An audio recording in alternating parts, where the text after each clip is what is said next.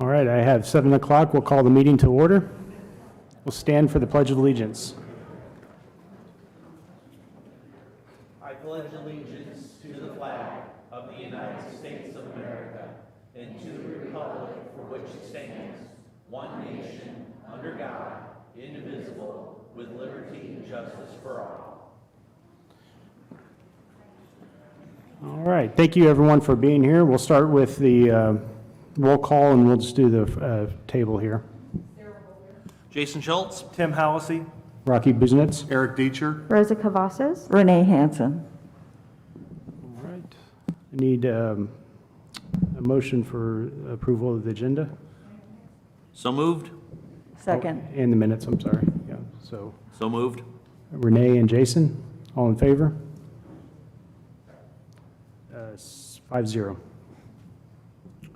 right, moving on to communications. Comments, concerns from patrons. Looks like we have 10 people signed up here. The first person is Christina Fleming, and then Tim Watts will be after her. And then, yeah, I will do. Thank you. This is an opportunity for district patrons to address either topics directly relevant to the business of the district or items on the current board agenda. All comments must be directed to the presiding president of the board. Individuals will be given 3 minutes to present ideas, opinions, and/or concerns.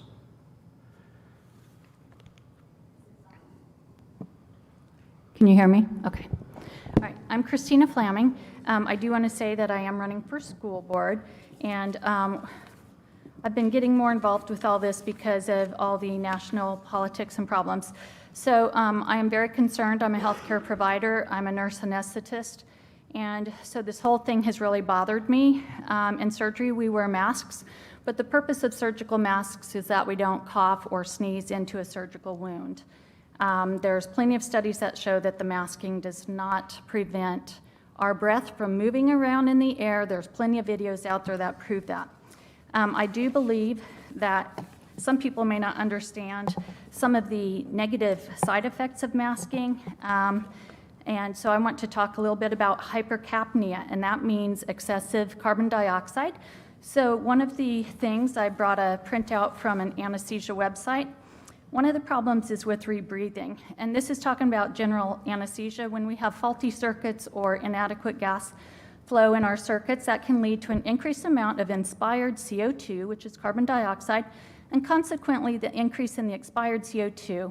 And then we have this absorbent that's supposed to absorb that to get it out of the circuit. And if it does not, the CO2 can build up. When people are wearing masks, they are rebreathing their carbon dioxide. It is not meant to be held in front of their face and rebreathed. It's meant to be expelled and pull in fresh air.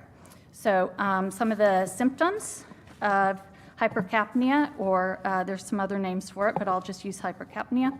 Symptoms can include fatigue, inability to concentrate or think clearly, headaches, flushing, dizziness, shortness of breath, tachypnea, which is rapid breathing, and increased blood pressure. When I had to wear an N95 at work, I became symptomatic. And we now have postings at our job at the hospital that say, if you can't wear an N95, you can wear a PAPR when you're in a situation if you have a COVID positive patient. By making everyone wear masks, we're doing this to your staff, your kids, everybody. So just so you're aware of that. I'm also pretty sure that the high school or the school system has a COVID vaccine clinic. I would like to suggest that you have a COVID health clinic that offers students vitamin C, vitamin D, zinc, B-complex vitamins, and why don't you have the families, when they get their sports physicals, get a vitamin D level checked? In Kansas, it is well known that many people are vitamin D deficient, especially in the winter months, and all it takes is some good supplementation to help protect our healthy immune systems. We don't need to get the shot. Someone else is going to talk about statistics, so I yield my time. Thank you. Thank you, Tim. And then Jill Cook will be next.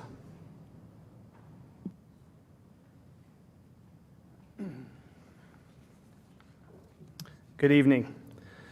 I'm amazed at how quickly the summer is gone. It's crazy to think that in just 2 short weeks, we'll be starting fall 2021. To all the teachers, staff, and other members of the district working hard for our students to return to in-classroom learning, I want to say thank you from my family to yours.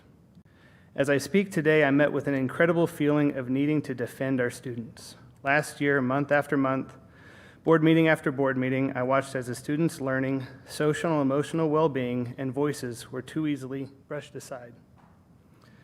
It seemed that remote learning was defaulted to far too often, and unfortunately, it had a major impact on our children. On March of 2020, our governor removed children from the schools. For that next fall and spring, we fought all year to get our children back into the classroom. Unfortunately, we were the last district in Shawnee County to return to 5 days a week in-school learning. We've had 503 days of COVID, and by now are all educated on the risks and can be trusted to make the best decisions for our households. From the CDC's own data, we've seen roughly 6,000 breakthrough cases for inoculated Americans. That's roughly 1 in 27,000 chance of going to the hospital, or 1 in 100,000 chance of dying if you're fully vaccinated. After 17 months, we've seen those under 18 have a 99.9953% survival rate. As parents and members of the community, we make decisions every day on our safety. We are informed and educated, and the authoritarian decisions on masking our children do not need to start again.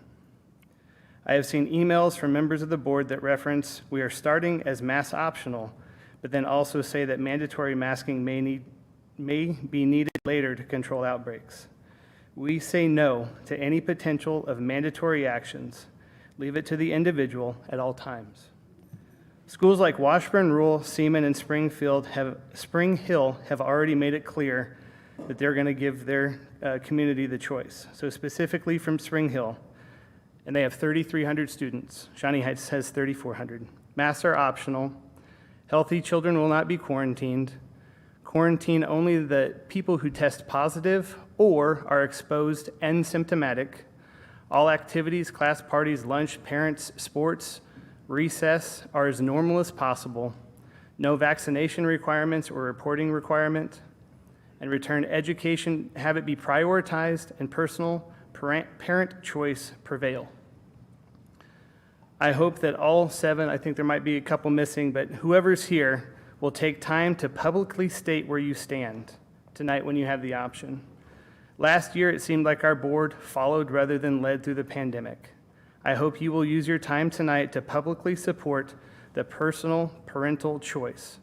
Over 3,400 kids are relying on you. It's time for all of us to step up and get real about academic recovery, return normal learning environments with facial expressions, and not have another year of significant learning loss. Thank you, the Watts family.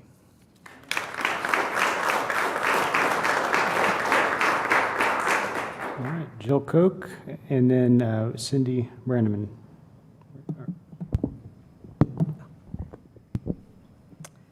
Good evening. I'm Jill Koch. I have an elementary, middle, and high school kids in the district, and I'm running for school board. I'm here tonight to talk about the big mask debate. Shawnee Heights should give parents the choice whether to mask their students or not. Seaman, Washburn Rural, Jeff West, Silver Lake, and Perry Lecompton are not requiring masks. Parents know what is best for their children should be the ones to decide. There is no scientific proof the masks work, and the CDC is constantly flip-flopping their guidelines, causing even more distrust and anger. Some parents believe masks are physically and emotionally harmful. Not only is it the masking issue I'm concerned with, it is the quarantine issue. I'd like to see Shawnee Heights only quarantine those that test positive or are exposed and symptomatic, not quarantine healthy staff and students. I don't want a repeat of last school year. We need to put our focus on education, not on masking and quarantine issues, and it's time for parental choice. Thank you.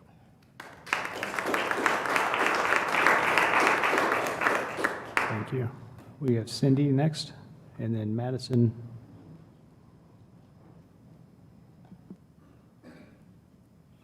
Hey, thanks for letting me speak. I'm going to read this. It was from an article that I saw today. There can be no keener revelation of a society's soul, Nelson Mandela famously said, than the way in which it treats its children.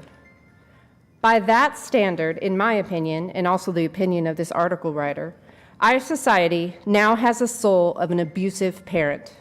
The pandemic has turned American adults, or at least the ones who make the rules, into selfish neurotics who have been punishing innocent children for over a year and still have a hard time restraining themselves.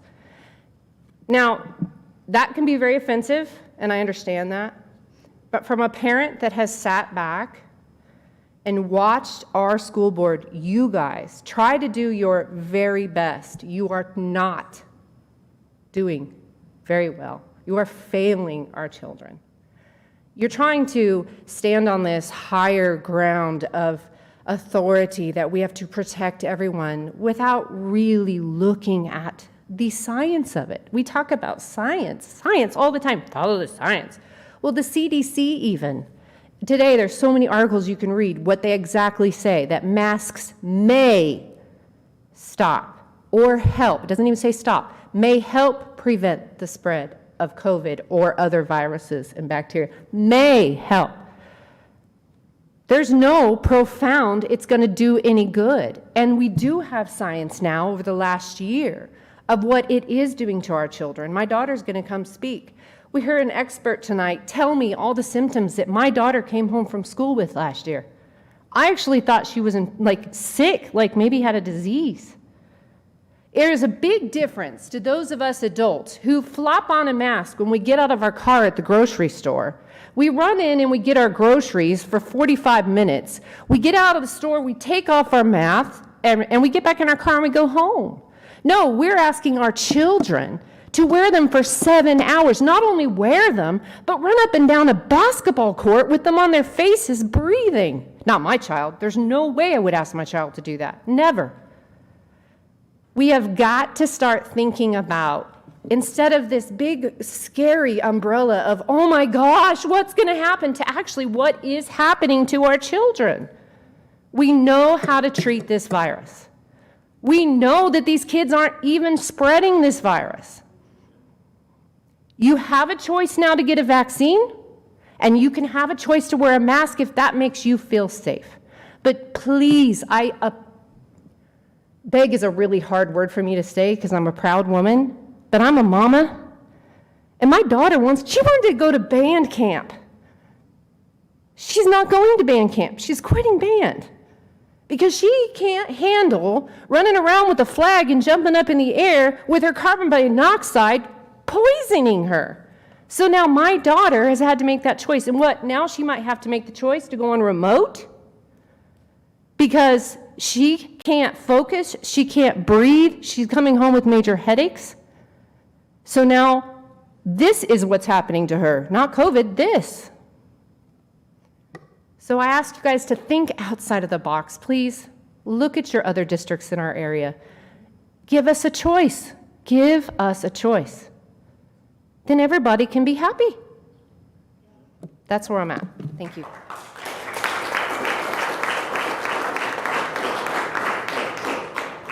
Thank you. We have Madison's next, and then Brandy Campbell, followed by Doug. I'm Madison. I will be a sophomore this year. And you guys heard what my mom said. We came back to school, and I couldn't focus. I was having trouble breathing. I constantly had a headache. I had to take meds for it because there was so much going on. And anytime I always had to wear that mask, it was insane. There was just no way for me to get things done. My grades dropped. My parents started seeing differences in my performance. Just everything came down to how often and how long I was wearing that mask. One of my friends and I have different opinions about this, and I was telling her that there is options now. I shouldn't have to wear a mask to protect everybody else when they have the option to get the vaccine and protect themselves. That is not on me. If someone doesn't want to get the vaccine, but then they're going to tell me to wear my mask, I'm not protecting anybody. I'm affecting my own health to protect somebody that has every option to do whatever else they want. There's no reason for me to compromise my learning, my life the way I want to do things. Like my mom said, I don't want to do band anymore. I don't want to do any sports because I'm not going to force myself to sit there and run around and march and do all those things with a mask on my face. There's no difference. It's too much for any kid, high school to kindergarten, preschool. Nobody should have to be put through that. It's just not fair. Nobody should. Even parents don't need to be saying constantly to their children, keep your mask on. We're going to get in trouble. We're going to get kicked out. I've been told that by stores, by businesses. I get that. Business doesn't want to get shut down. But they want to get paid, right? So what are they going to do? Just like you guys, last year I watched you guys constantly sit there and say, we're wanting to do what's best for the students, but all you did was compromise them. It was all about the teachers and it was about yourselves. That hurt. A school board should be protecting the kids. That is your job. And all I've seen is you guys say, well, the teachers might get sick. Oh, well, we might have to shut down again. Okay. Actually do something about it. Prevent that from happening in a way that doesn't harm everybody else. Because that's all I've seen you guys do. And I would like that to change. Thank you.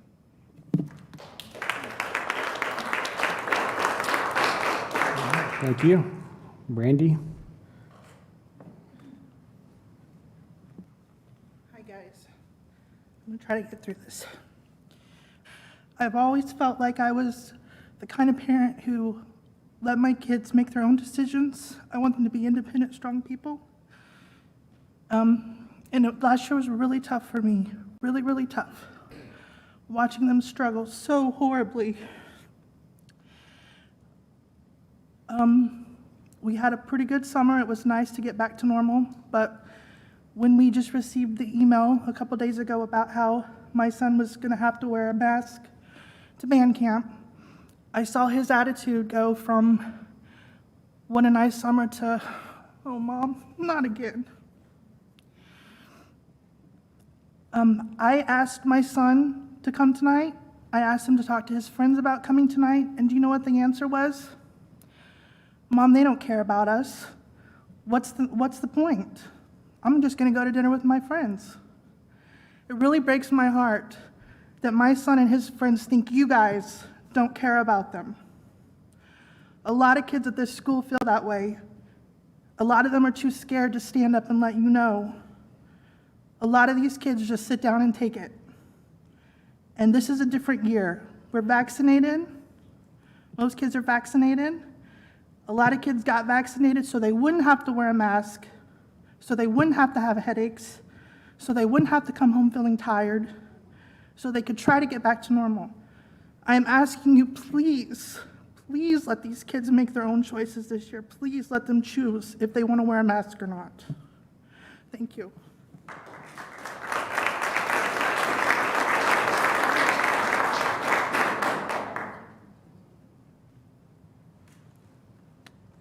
I have Doug Campbell and then David Samuels. My name is Doug Campbell. I got 3 kids in the district. I just have some basic thoughts. First of all, where does the school board derive its powers? All right, no, you look in statutes. I believe last year I heard it was a slap in the face to have the legislature dictate something to a school board. Are you kidding me? The state school board, there's less representation for me as a parent through the state school board than there is through the House. How, you ask why? Because number one, I think it's 4 districts fall under 1 school board member, and that's who's dictating, who's educating my kids. So I ask, what is a school board's job? what is a teacher's job. I know my job. And my kids, I try to teach them their job. They're not always perfect. I have to choose whether I go to work or not. If I don't go to work, I don't get paid. My kids don't eat. That is the real world, is it not? Yet we're showing them now that, oh, well, you need to go hide in a hole somewhere instead of live a life. And that's one thing my mom said. She hunkered down for almost a year. And at the end of the year, she's 84, and she's like, it ain't worth it. I want to live. And so for some people, it is that bad. I've been vaccinated, I gotta wear masks, I gotta go to work. Are you a frontline worker if you don't have to expose yourself? One last thought, how much money has been put forth for COVID? I know there was a lot of talk last year about the money was going to be used to catch the kids up over the summer that fell behind. I'm just curious, what numbers, how many of those kids that fell behind received money for that? Or are we sitting on it? I don't see an air purifier in this room. That is one of the #1 things you can do. Not build plexiglass walls, build air purifiers. Do something. Don't just send the kids home. Thank you.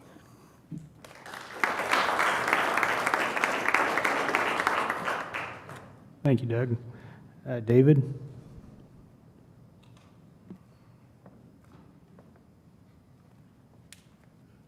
Hello. So actually, I think I signed up on the wrong list, but since you called me, I'm going to say something. So I have a first grader, a second grader, and a seventh grader coming in. I myself am not vaccinated. It's a personal choice. My wife is. We're divided in the house on that. I have a 12-year-old daughter who's kind of thinking about it. Okay. And then we find out that maybe some agenda and some issues might be pushed upon if she doesn't. Everybody has to walk their own line on that. I don't envy any of you people. The decisions you have to make is tough. You have to ride both sides of the fence a lot of times on your decisions. But the health and welfare of our kids kind of seem like is on us, the parents. I feel like we own that.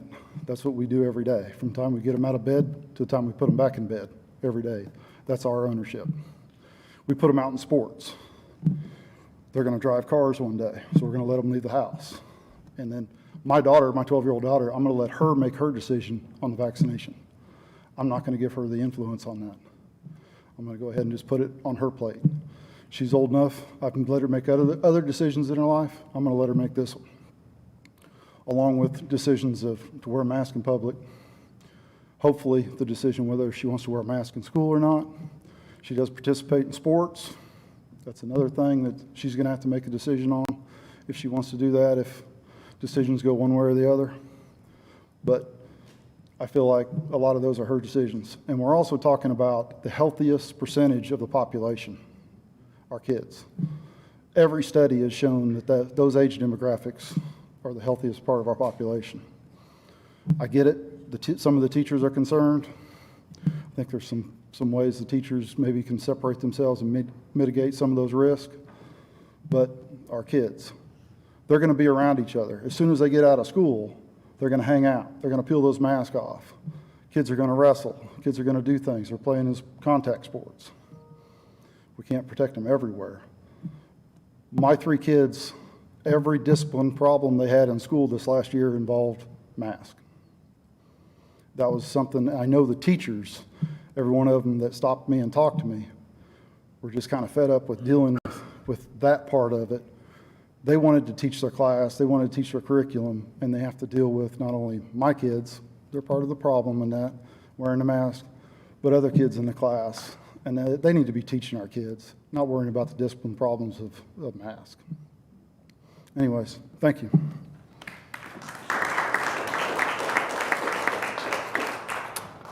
All right, we have Cam Wiley next, and then Will Barngrover. Hi. I don't have any more kids in the district. I don't know a lot of you, but a lot of you I do still know from before, and we've worked together in the past and post-prom and carnivals and lots of fun things. And I don't envy you guys. You guys have some big decisions to make and a lot on your plate, and you don't get paid for it. So just, thank you for what you do, but definitely think about what you're doing and the effect you have, which I'm sure you're weighing those options too.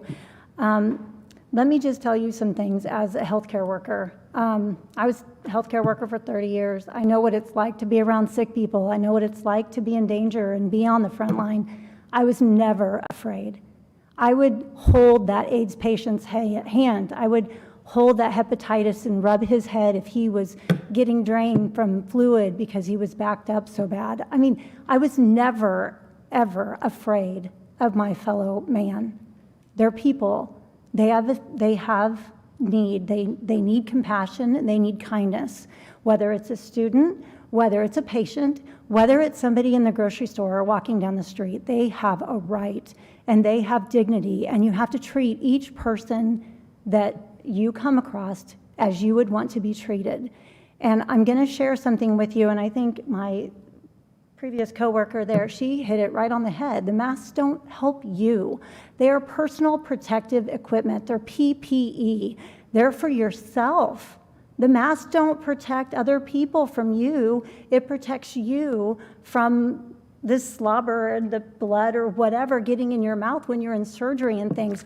I walked around different stores when this all happened, and I'm like, what are we doing? Why are we putting masks on our faces for hours and hours and hours? It was mind-blowing to me because there's so much information out there of how bad this is for you. You can get pneumonia from this. You can get thrush. My daughter got thrush. I don't care about the acne that she got, but she got thrush in her mouth. Who wants yeast in their mouth? She's not a baby. Babies get yeast, and women, we get yeast other places. It's not fun. It's gross. We don't want that for our children. We don't want that for us. But I was so adamant that I walked around the different stores and I found boxes of masks, just that you would buy in a store to take home to let your child wear. And I can pass this along, I can leave it for you, whatever you want to do. It says right on the box, it's New York City. We don't have to worry about where it's from. It's made here in New York City, or New York, okay, so in this country. And it says, warning, this product makes no claims of antimicrobial protection, antiviral protection, particulate filtration, or infection prevention or reduction. This product is not intended for use in a medical setting. What does that tell you if they print this on the box? It is not for what you think it is. It's not a tool to be used because you're afraid. It's not, how do I want to say this? I can't find the words right now because I just am beside myself that we can't do a little bit of research and walk around and see this. I knew this, but again, I'm different, okay? I worked around healthy or unhealthy and sick people all the time, and I was aware of those risks, benefits, whatever. And it didn't matter to me. It was worth it. It was worth it to take care of every patient I ever took care of. I just know you guys have a lot more children that you're taking care of and responsible for than I ever could dream of. And I just ask you, and not just for me, because I don't even have a kid in your district, I just think it's important for you guys to think about the future generations. Is it time? Yeah. Okay. Thank you. And again, just be considerate and think about this. And if you need this copy to look for yourself, I'll give it to you. I don't care. Thank you.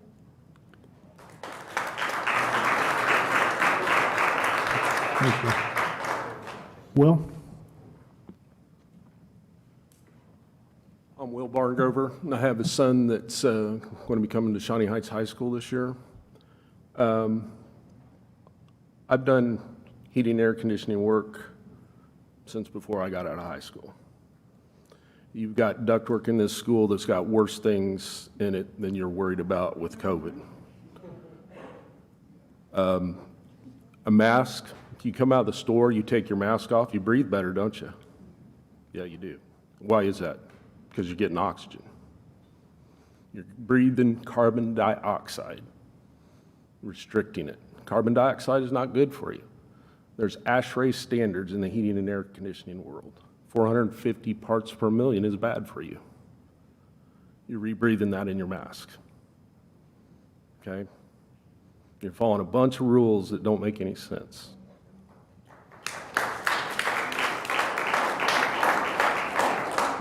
If you're really worried about the kids, you need to get you some air cleaners in here like were mentioned. Start doing that. Give people a choice. Get the kids back in school. That's where they need to be. My son suffered greatly last year on remote learning, and I'm not one bit happy with any of you over that. He needed to be here. And I was told, why are you going there tonight? It's not going to do any good. They're going to do what they want to do. I said, you know what? There's an election coming up this year. It might be time for people to take it back. You people you work for us. Even though you're volunteers, it's time for you to start listening to these people. You're going to be held accountable. That's all I've got. All right. Thank you. We'll now move to, let's see, Matt Vanderpool, communication item.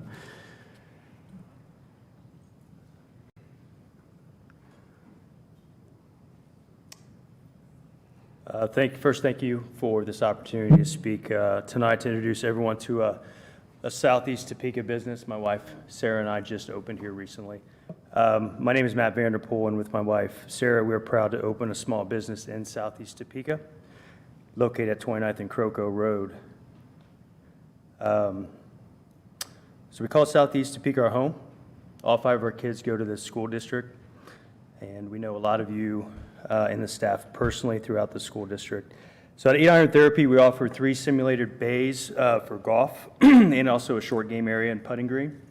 A real golf ball is hit into a high-impact screen where a range or a course is displayed. A launch monitor, a piece of technology, captures that ball data, which allows us to play games, courses, etc.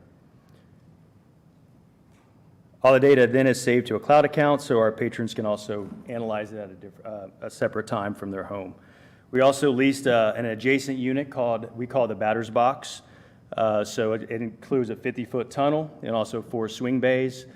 Southeast Topeka was in need of something just indoors so kids can practice year-round. We also, that's been very popular. We have a team from actually Lawrence already taking advantage of that, so we expect that to be very busy this winter as well. So why I'm here is part of our mission is community and the use of the facility for events to benefit schools inside of Shawnee Heights. Principals and staff, I encourage you to swing through, to look at the space and speak to Sarah and I on how we can partner together for fundraising and to further build community in what we call our small town of Southeast Topeka. So again, I appreciate this opportunity, and with that, I can answer any questions. So I've been in your facility a couple times now, and it's awesome. I encourage anybody that just has a free hour to come in and check it out. And I'm terrible at golf, but I took my boys and they've never swung a club in there. It was a good bonding opportunity for us. But I'm encouraged with is looking to partner with the district, partner with our PTOs, maybe on some fundraising opportunities, get in there with our golf teams. I know you've already been in contact with our head golf coach, trying to work with them and get some of that going. So I'm excited that you're in Shawnee Heights, and you're a good Shawnee Heights family. I'm just so excited for you and what you're going to do for the kids in the district. Thanks, Matt. Great, thanks guys, appreciate it. I'd add to that. I too stopped by there, Matt, and very impressive. It's good to have new businesses in Shawnee Heights, and wish you the best of luck. Great, thank you so much, appreciate it.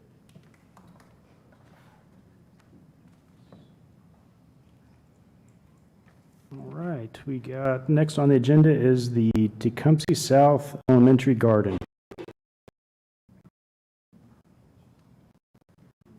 Hi, thanks for asking me here to talk and just give some general information. My name is Rebecca Stevenson. I am the music teacher at Tecumseh South Elementary, and we got a Shawnee Heights Foundation grant this last year to start a garden at T South, which we do not have. Barryton and Shez have had theirs. Shez just got theirs really set up and looking nice. So I've been over to those, and I also sent out a survey at the end of last year when we found out we had gotten the grant to ask all the other teachers what they would like to see, how it would fit in their curriculum, what they would like to see from a garden at T South. And I was really encouraged. The overwhelming majority, I asked them to give top 3.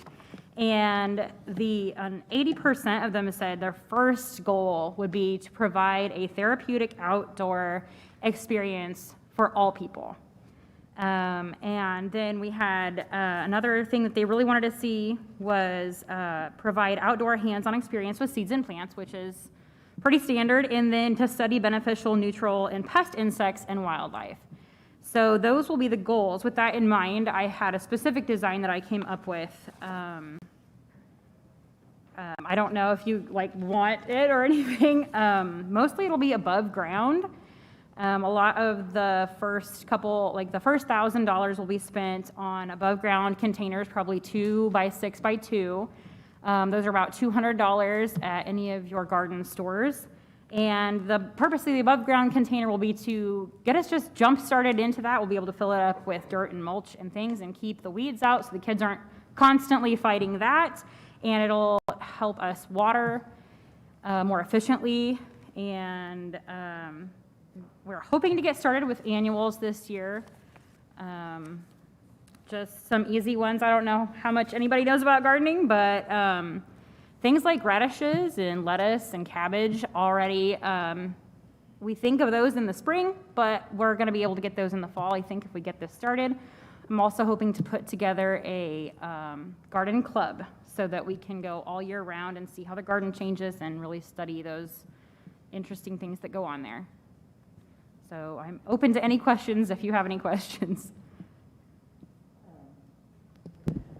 Sure, I'm looking at this graph that came out with our agenda. And is that to the back side of where the playground area is? It is to the south. It is to the south. the There's south actually a side. Gaga Ball pit that doesn't show up on Google Earth. It's a more recent addition. Okay. So it would be to the, I want to say, yeah, the east of the Gaga Ball pit behind those sheds. Okay. And we'll start out, I gave myself 40 by 40, and I talked to the grounds manager, and he was like, that's really big, but we'll start small with a 30 by 30 and then see if we can expand to some perennials, because those are actually more the fun things like blackberries and blueberries and things like that. So. Have you had an opportunity to speak with Laura Hurla down at Barryton? I have not I would yet. encourage you to do so. Okay. Mrs. Giebler was down there when that garden was established, and Laura did an excellent job along with Christy Slay was Right. involved in that project, and you can see what their success, what it looks like. Yeah. The key with that is the continued maintenance. Right, And yeah. so, again, I would encourage you to speak with them and go check it out. Awesome. Thank you very much. You're welcome. Thank you. Move on to action items, business by consent. Need a motion. So moved. Moved by Jason, second by Eric. All in favor? Wait, I had a Oh, question. sorry, go ahead. As I was looking through all of the claims, I was trying to pull it up right now, there were a number of computer or iPad repairs, and so I was just curious why there were so many.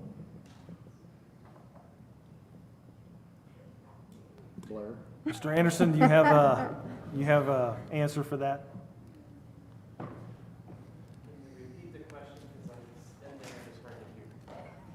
I was curious about the iPad repairs. There were a number of them on the claims. And so I was just wondering, and they ranged from different prices. So I was curious what the most common problem was with the iPad repairs. It was kind of a variation. It was mostly shattered screens, but then also we've had cases that were damaged or keyboards that had gone missing or weren't turned in, but most of it was shattered screens. Okay, thank you.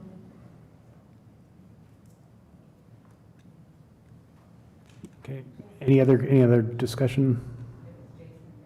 Yes. Did you have something, Renee? Nope. Okay, we have a motion by Jason, second by Eric, all in favor? 5-0. All right, moving on, approval purchase of FOSS kits.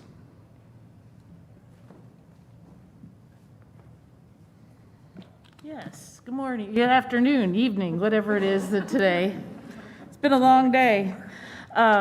Yes, we're asking a board to approve purchase of 10 FOSS kits.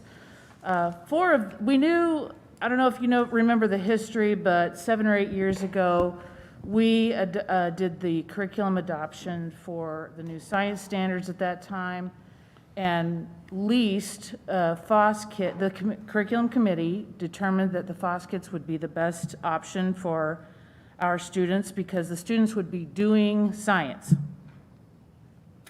At that time, we were able to lease our FOSS kits with some really great service from a company in Kansas City. About 3 years ago, that company was no longer able to provide us with that service anymore.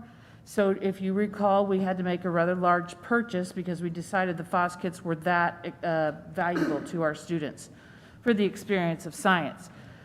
So last year, of course, was COVID, and we did have some movement, but this in student populations, we knew as we would go that we would have to add to our collection of FOSS kits as different groups of students aged through the system.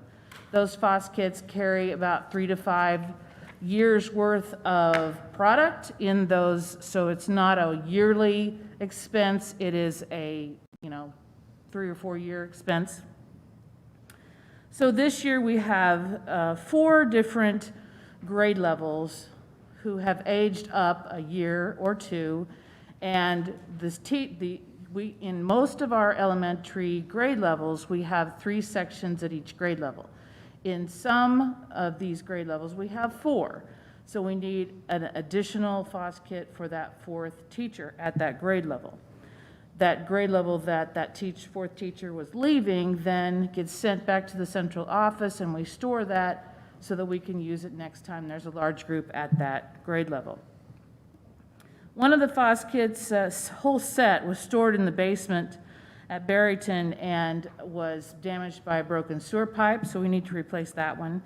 And one was stored in a classroom at Tecumseh South and was damaged by a broken water pipe. Many things got flooded in both those areas. And then 4 of those FOSS kit sets are going to new positions that we purchased teachers through the ESSER funds. So there's a certain amount of startup costs that happen when you have a new classroom, and a FOSS kit set is one of them. So those funds, that $17,000 and some change, will come from ESSER funds. What questions might you have before we end? Are these the kits that you have Mr. Nelson help Yes. prepare? Yes, Okay. absolutely. Mm-hmm. Yes. Move for approval. Second. Motion by Jason, second by Eric. Any discussion? All right, all in favor? 5-0. Thank you. Moving on to discussion items, back to school plan update. Since March of 2020, we've operated under a series of mandates and executive orders which largely determined the course of action that schools had to take at that time. But because of some of those restrictions on social distancing, limitations on transportation specific to Shawnee County, those restrictions and guidance had a disproportionate impact on your larger districts. It was very difficult for us to move forward. We simply couldn't change the physical space and the size that we had.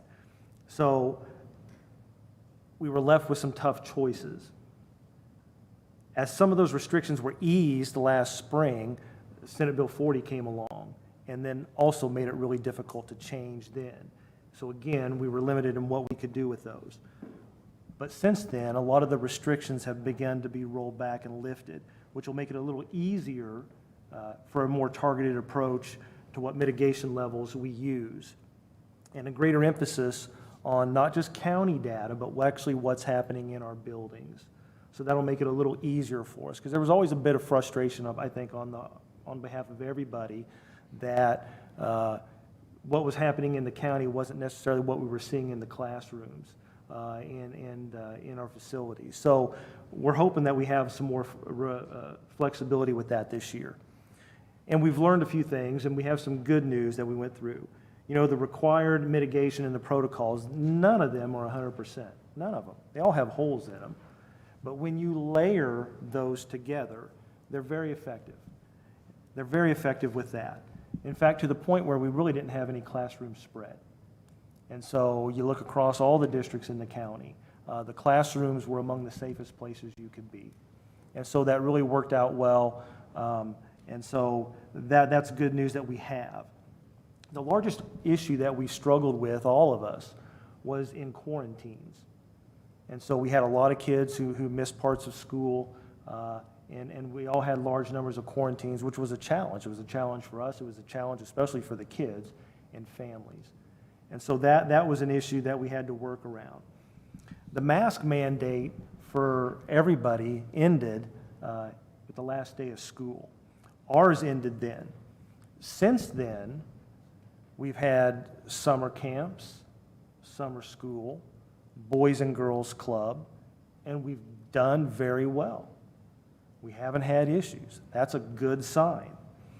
Our goals with all the mitigation plans and the decisions we make are to keep schools open, keep students on campus, and make the environment safer so that we can continue to do that.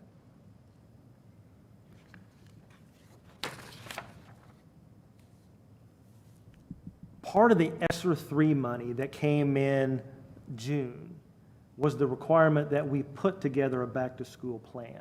Everybody was required to do that by law, all the districts. And so we created a back-to-school plan, and we published that in June. And so at that time, even when you look at the law that had us create that, we were hoping that we were on the backside of the pandemic, we wouldn't have to deal with that, and we were all hopeful that. We've enjoyed a great summer. It's been kind of nice. But we also have a new variant that's coming around. We don't know the impact of that yet. The back-to-school return plan that we adopted and published in June touched on 9 areas that we had to include in that plan: mask, social distancing, hand washing and hygiene, cleaning facilities and ventilation, contact tracing, quarantine, isolation, screening, diagnosis, vaccination efforts, accommodation for students with disabilities, and coordination with state and local officials. That plan that we adopted is fine. There's nothing wrong with it. You don't need to make any changes to it. But we may want to think about adding a little bit of narrative, because we're starting to get questions from parents and things like that. So we can move forward as is, or we can add a little bit of information to it that'll clarify some of our points that we'll probably run into as we move forward. So on some of those questions and the things that we want to look at, really on the first 7 items on that plan is where we want to maybe think about adding some information. So one of the things that we probably ought to think about is we are getting questions on in-person learning. So will we be full on campus this year? Yes. We will be full on-campus learning. We don't have any plans for hybrid models. We can't use remote. That was eliminated by the legislature. So it's all on campus, a much more regular experience for our students, for our families, for our teachers. We will be on campus this year.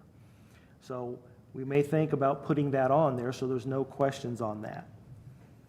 The other issue that we had to address, the first one was masks. That's the biggest one. That's the most controversial, where people have really strong opinions on one side or the other. We are mask optional. That's what we adopted for our plan. Now, that does not mean that we can't change course if we have an outbreak.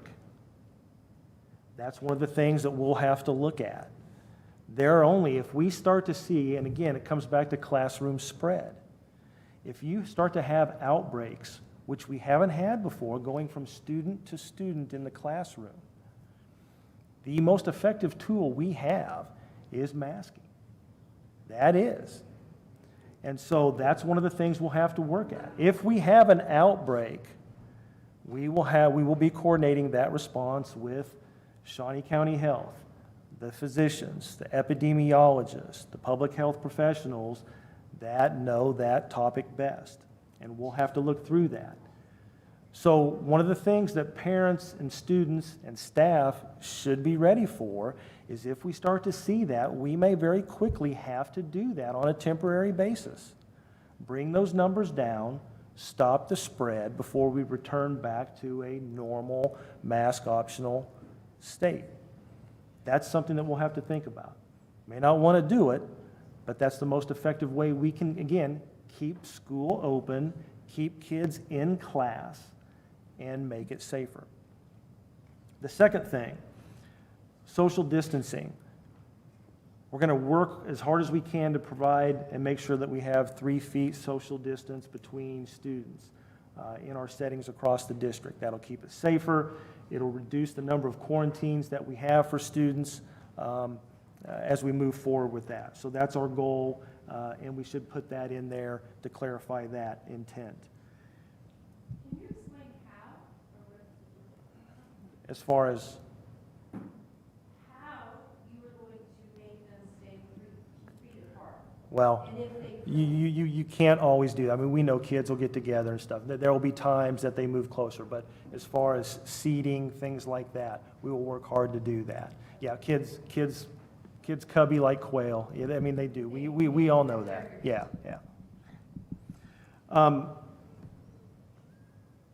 The next one, number 3, is hand washing and hygiene.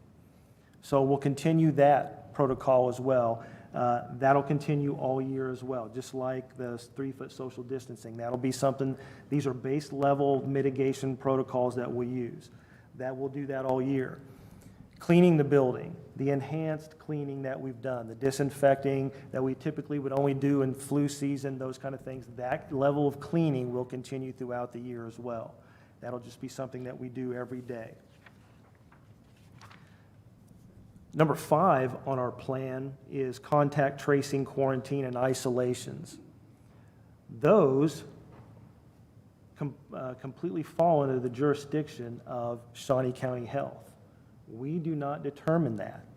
We have no legal authority to determine that. Shawnee County determines all those, the orders, close contacts, all of that. They request our assistance in contact tracing because we are the ones that have access to students, video if we need to go back and look at that, those types of things. But all of those decisions related to that come back to Shawnee County. And so they are in charge of that completely. The other option, the next one, number 6 on our plan, is diagnostic screening and testing. So we have some additional tools available to us that we're looking at. We can add a testing protocol known as Test to Stay and Test to Play that we're looking at and working on with Department of Health and Environment and Shawnee County. So the testing protocol, how that will work is it'll allow a student who may be considered a close contact, but were wearing a mask at the time to enter a testing protocol, which they would be tested each morning. And as long as that rapid test was negative, they could stay and participate. That's a hey, excuse me for a second. This is not it's an open meeting, but it's not an open forum. I'd be glad to talk to you afterwards. The thing about the testing protocol is it's an opt-in. So people aren't automatically in. Some parents and some students will want to be a part of this because they won't potentially have to quarantine for 10 days. They won't have to miss games and activities by participating in this. This is an option that we should provide for students and families who want to be a part of that. And so that is an option that we have and can look at. If that family doesn't want to do it, they don't have to. That is up to them.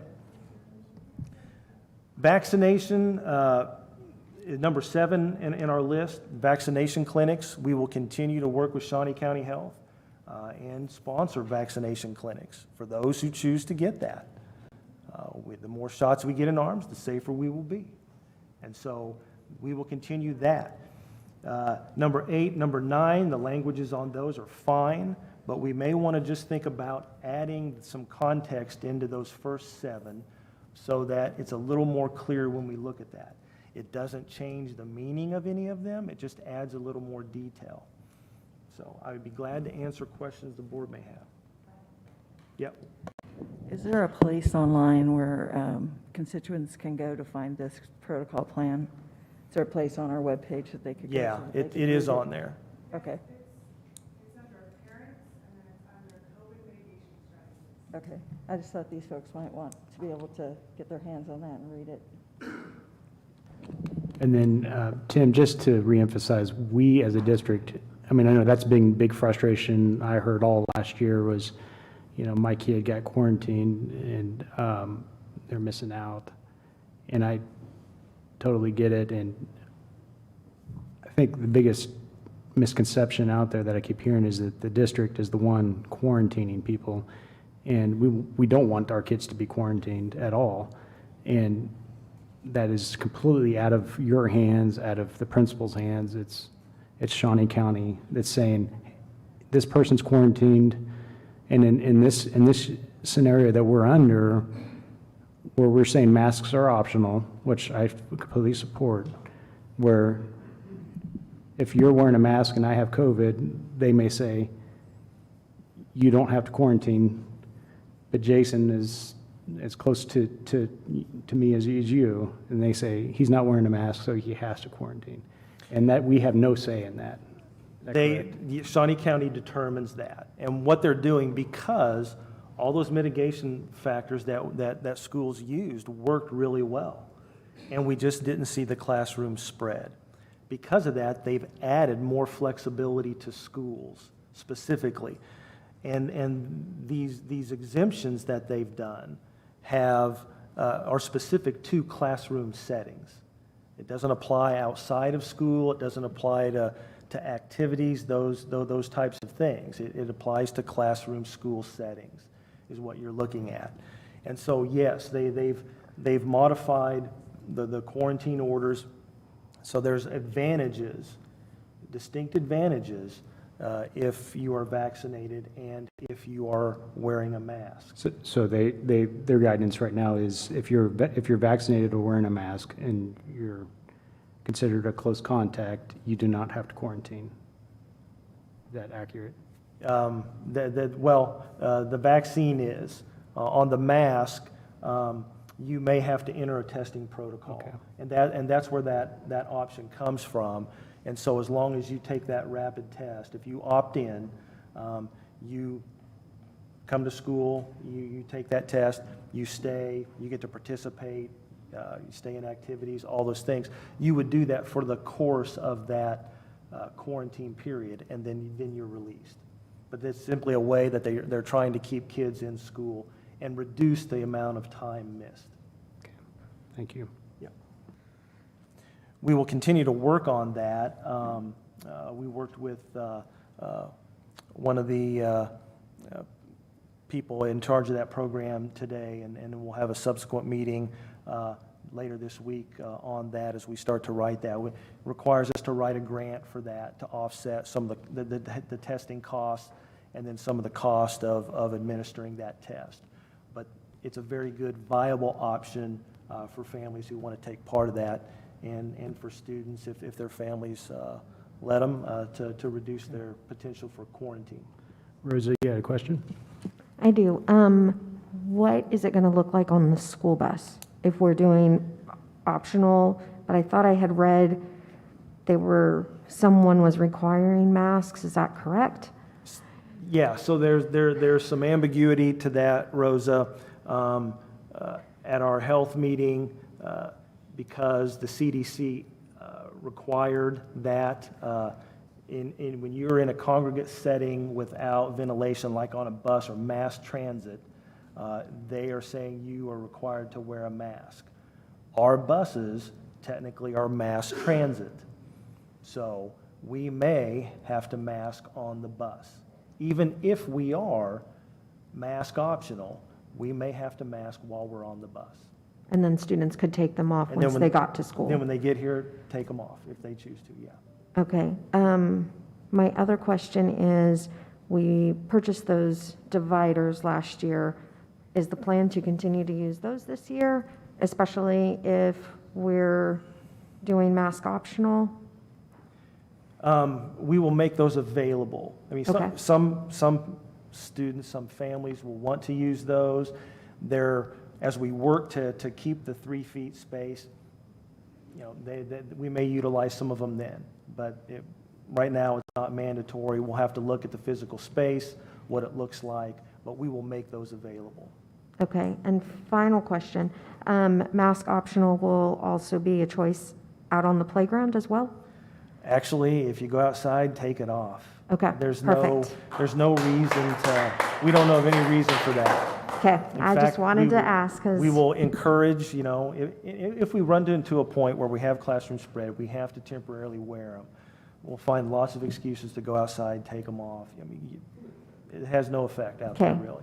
perfect. So, pretty safe out there. I am also in favor of the mask optional, so I am just wanting to make sure I have all the clarification, so when people ask an email, so thank you. Yep.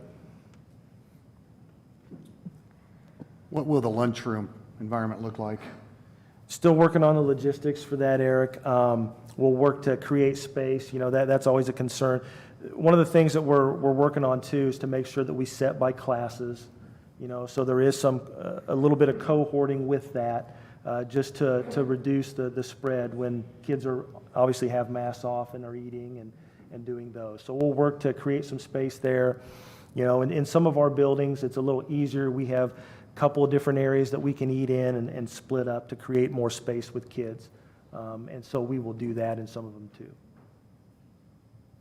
What if the student has already had COVID? How will quarantines be handled for the student who's already got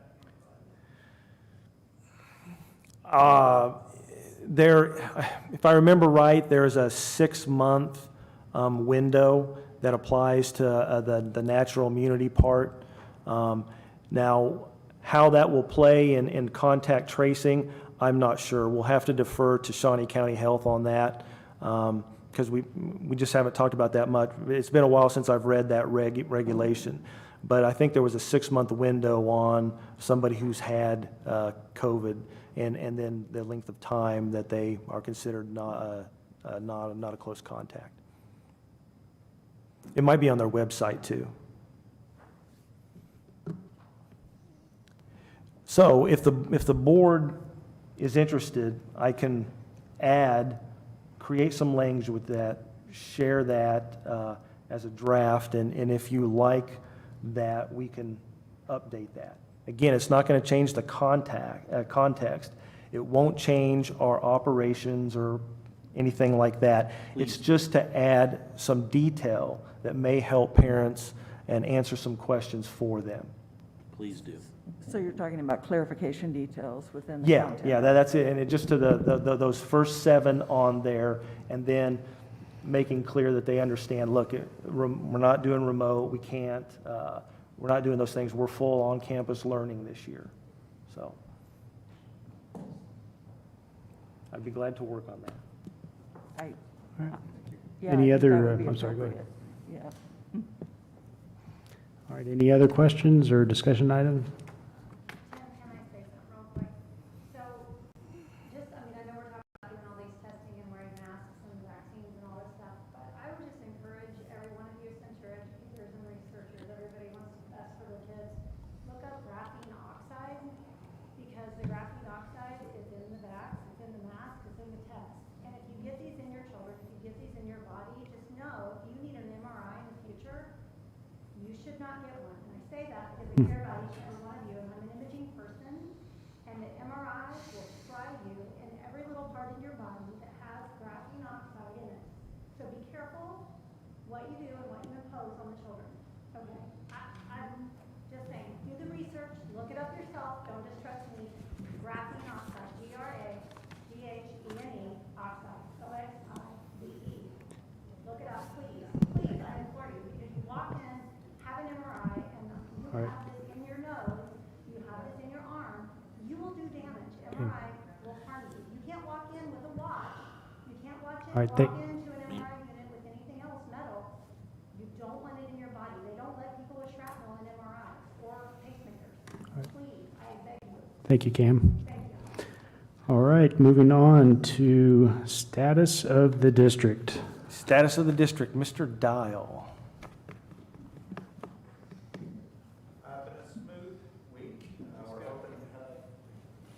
Yeah, can we have everyone, for the benefit of the people watching at home?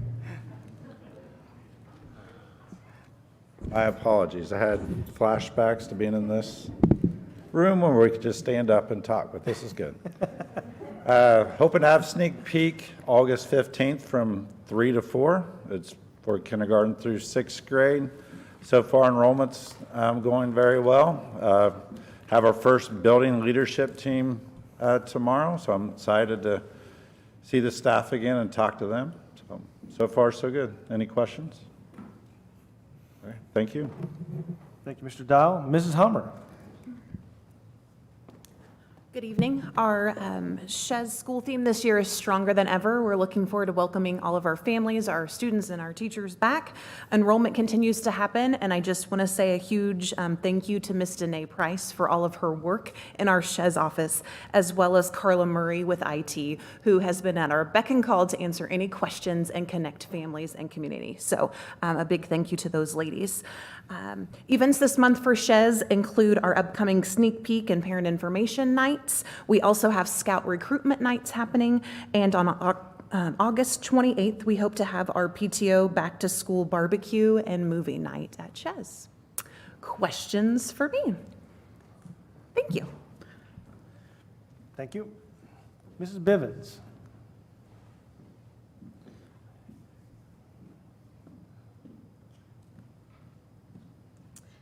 All right, good evening. Katie Bivens, principal at Tecumseh North Elementary.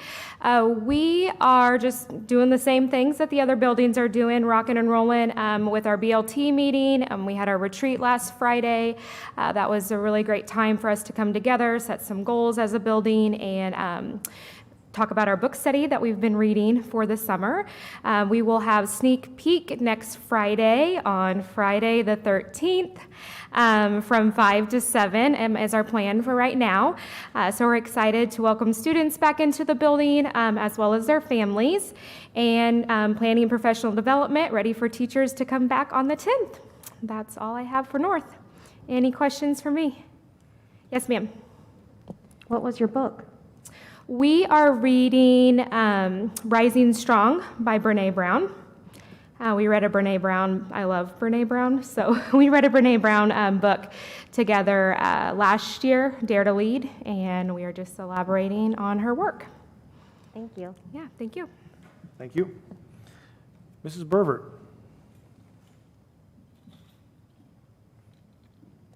Good evening.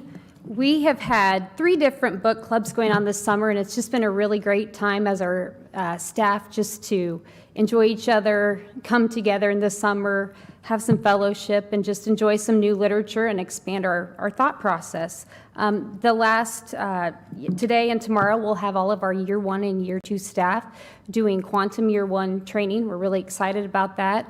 Shout out to our Barrington coach, Laura Hurla, who's one of the people who's guiding them through that training. And then Thursday and Friday, I finally get to do days 3 and 4, 3 years late, but that's okay. And so we've got some other folks who are in year 2 and year 3. So we're really excited to do that on Thursday and Friday. Just lots of planning for professional learning. Just a couple shout outs real quick. Our facilities team across the district, I see the ones at Barrington, they're working really hard to make sure that our buildings are clean and safe and in good shape. So just a shout out to all of our facilities folks.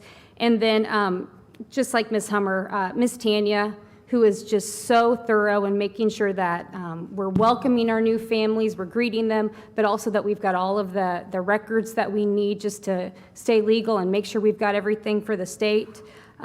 Just a big shout out to her. We have got our sneak peek on August 13th from 5:30 to 7. Please stop by if you'd like to visit some food trucks. What questions can I answer? All right. I want to know your books. Ooh. The one that I can think of off the top of my head is Big Changes, Small, forget the name of it. I can't remember the top. I can't remember all of them. I just know we've had 3 going on. I've only participated in 1, to be totally honest. Self-care, it's important in the summer. Yes, I can send them to you, absolutely. Thank you. Thank you. Mr. Urick.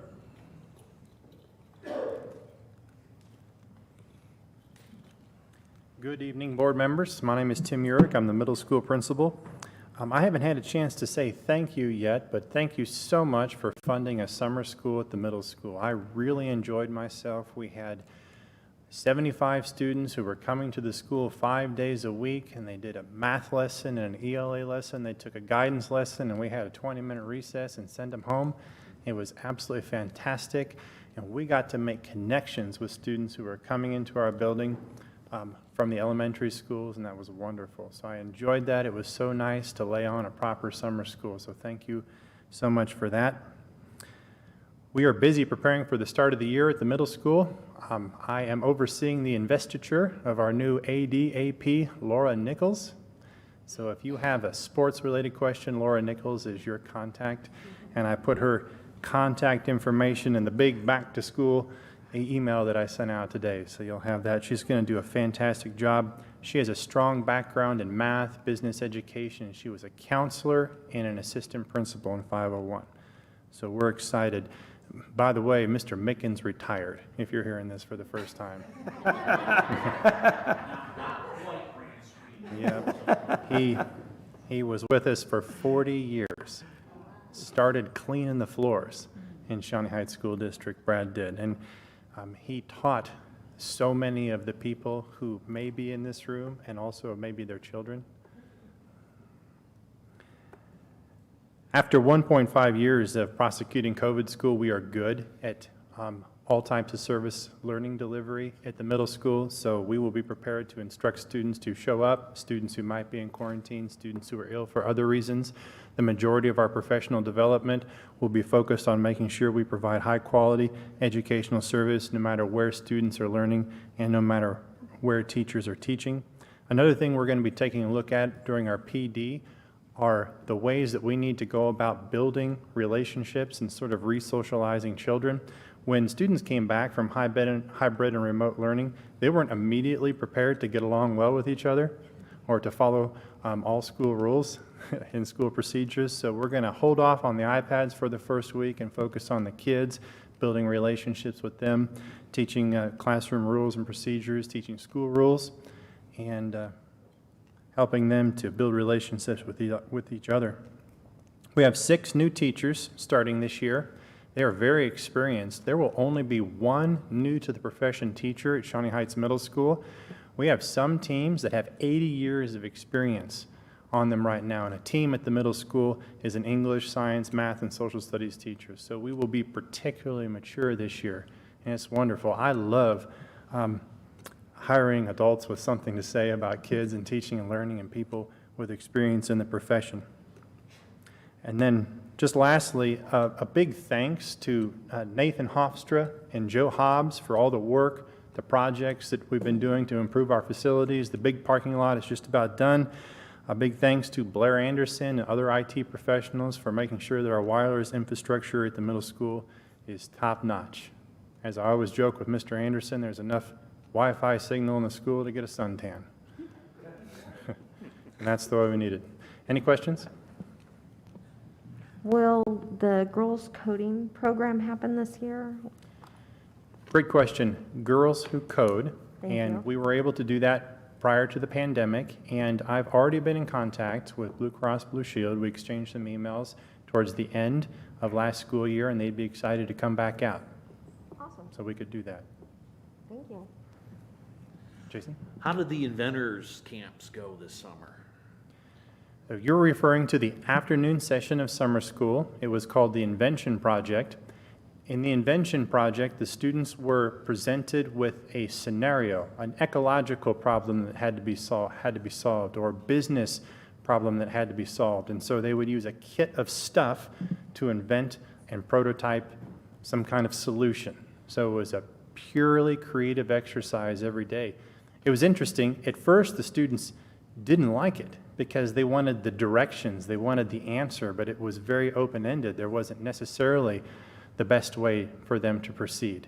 But they got good at thinking creative and flexibly, and it went very well. I appreciate you funding that. Big thanks to Eric Dieter, who came out and presented. We talked a lot about entrepreneurship, and a part of that was interviewing skills, how to acquire a job. And Eric Dieter came out and did a mock interview for us. Talked a little bit about how to land that first job, and the kids really enjoyed it. Thank you. Oh. Thanks for the cantaloupe. It smells wonderful, so I can't wait to cut it open. You're so welcome. I did try to sell them on Facebook. And, 20 people came out and bought them, but then I had 30 more the next day. Yeah. My wheelbarrow runneth over with cantaloupe. All right. Thank you. Mr. West?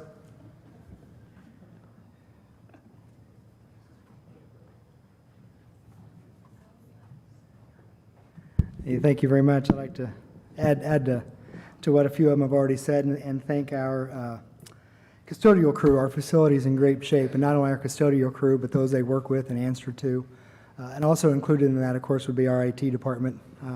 There's a number of projects that they've worked on here in the building over the summer. And just as a matter of fact, today, Rob Dennison was in our drafting and graphic design room, and he had to touch every computer for an extended period of time to remove programs and then reinstall new programs to make sure those are up to date. And again, they're working hard. There's a lot happening, and I hope you can tell when you walked in, if nothing else, the discarded furniture was removed, making an effort to try to upgrade the facility at all times. We have over 800 students registered for the upcoming school year. The online enrollment's not quite been open for a month yet, and so that gives us a fantastic start. We have probably around 300 more to go, and we're working hard in doing that. We have a number of people every day that are calling to want to know what their SNAP code is, so I know they're paying attention. At this point in time, we haven't sent out a reminder email yet, but we may do that soon, and then once the number gets down small enough, we can go ahead and make individual phone calls to folks to make sure that they've got the technology, they got the device, they got the information they need to complete that. We do have people on a regular basis come in and complete that process using one of our computers on site as well, and we can assist as needed. We gave out parking permits today to our students. Probably had, I'm guessing, around 300 or so students come in for that. It was good to have students in the building again for that purpose. We've had lots of students in the building for other things as well too. But again, we're moving in that direction as well for part of our startup activities. We also have Link. If you remember, you made the first day of school, Tuesday, August 17th, at the high school, freshmen only. Our Link crew leaders, teacher leaders, there's 4 of them, have been getting together, and they've done so on a regular basis over the summer to talk about what that day will look like. Again, Link is a national program, so much of what they do is facilitated, and they've been trained in terms of that But again, breaking that down into job descriptions for each one of them, how to involve the more than 70 upperclassmen that'll be leaders for that particular day, and then ongoing activities throughout the year. So they'll continue to do that. I believe the Link Crew student leaders, and again, there's around 70 or so of them will be on campus either on August 9th or I believe it's August 8th or 9th to go over their part as well. We'll have open house that evening, Tuesday the 17th. We'll have a food truck here. We'll have the building open for people. The freshmen on that day, when they come, they'll be greeted and housed outside of their first hour classroom and brought into the gymnasium, and then they'll actually walk through their schedule as part of that day's activities. So any freshman who wants to come into the building, if they're making contact, certainly can do so, but there's no need for them to do so in order to try to avoid getting lost or getting to class on time. They'll also eat lunch together as well that very first day too, so they can experience that in a little smaller setting than what it'll be the next day. We've had a number of students that have done the quantum training. They're going through the quantum, and I don't want to elaborate too much on that because I'm sure that'll be brought up by a future presenter here shortly. But in addition to those that are participating in quantum, we've also got a number of teachers that have come back from advanced placement summer institutes. And then starting tomorrow, we'll have about 8 to 10 of our teachers will be here on campus taking part in a digital AVID training. Typically, that's on-site somewhere in the Midwest. But again, this year, they've gone the digital route, so we'll have about 8 to 10 teachers taking part in that as well. So lots of folks engaged early in the work, preparing for the upcoming school year and a variety of tasks, but we will certainly be ready. So any questions? Thank you. Thank you, Mr. West. Mrs. Giebler.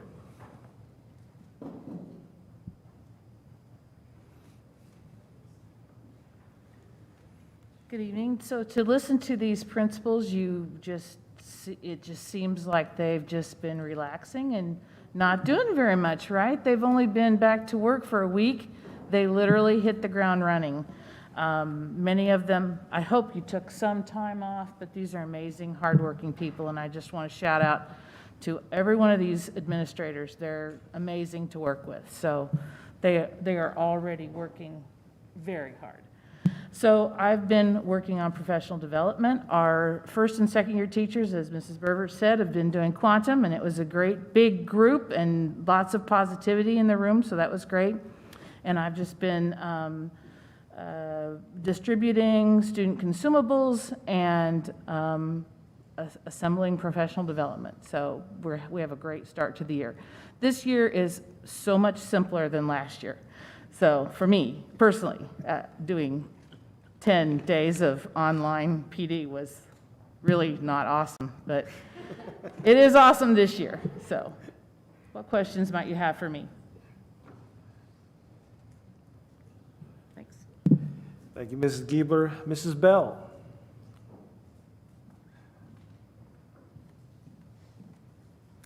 Good evening.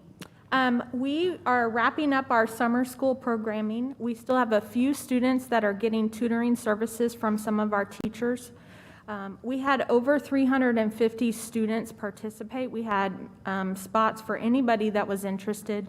Summer school competed with other activities, families' vacations, sports camp, some of those things. So some families chose, obviously, to do some of those other things, and we don't care that they made those decisions. Our numbers, we had more slots because we were prepared than we needed. So that was good. So thank you all for that. And what we will be doing with that data that we are collecting, and that each teacher wrote a narrative for each student, and they gave a copy to parents, the new teacher that those students will have, and then also one for us so that we can make decisions in the following summer. But we'll be tracking those particular students' progress throughout the year too, to see what we can do in addition to that summer school environment to help them succeed. So we'll be watching that data and working with those classroom teachers for those particular students. We are getting ready to start, obviously, our professional development here. So as Stacy's working on the elementary and working with Mr. West and Mr. Urick on their professional development as well.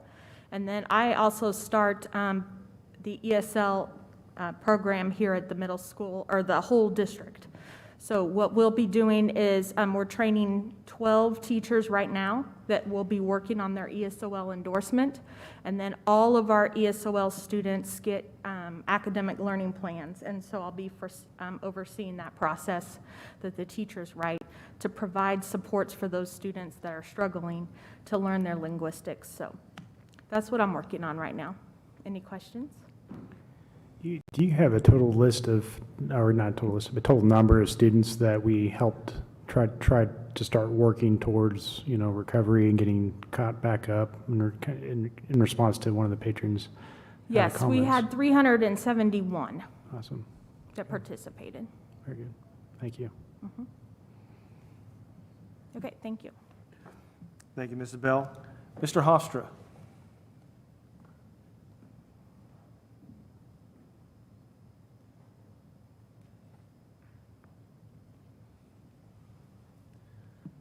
Hello, everyone. Just real quick, some of the things that we were able to accomplish this summer, even with the extra programs, with the additional summer school camps and stuff like that, we were able to get all the gym floors refinished. They look really good, ready to go for the start of school. We had our fleet inspection last Friday. Besides just school buses, that includes anything that might or could carry a student, so it's all of our cars, our SUVs, everything. I'd like to thank Dwayne and his crew. They worked really hard the last 2 or 3 weeks in that extreme heat down there getting those ready. And the Highway Patrol came in and inspected it, and we had a perfect inspection on Friday, so that was really good. Thank you to them. The middle school, as mentioned earlier, the middle school parking lot is on track to be completed the end of this week. They've got one more lift or layer of asphalt to put on that, and then they're going to do all the striping for us, and it'll look really nice and be ready for school to start. I'd like to also thank district-wide the custodians. They've been working really hard this summer around a lot of new things that we threw at them this summer, and trying to get the buildings turned over and get them ready and get them sanitized and everything for school, and they're looking good.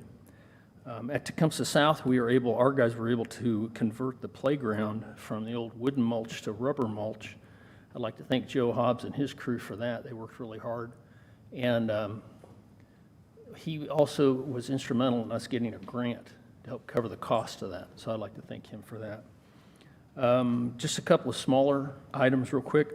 We were able to do some flooring replacement at the middle school and at the high school, and we're also able to do some painting in different spots throughout the district. And we continue to finish up some of the smaller projects right now, even as I'm speaking. Any questions? All right, thank you. Thank you, Mr. Hofstra. Is Dr. O'Brien here? Ah.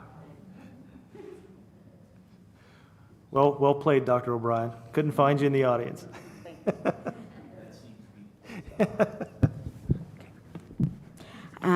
So what special education has been doing this summer, I think we're getting fully staffed. The principals have been working on getting their support staff in.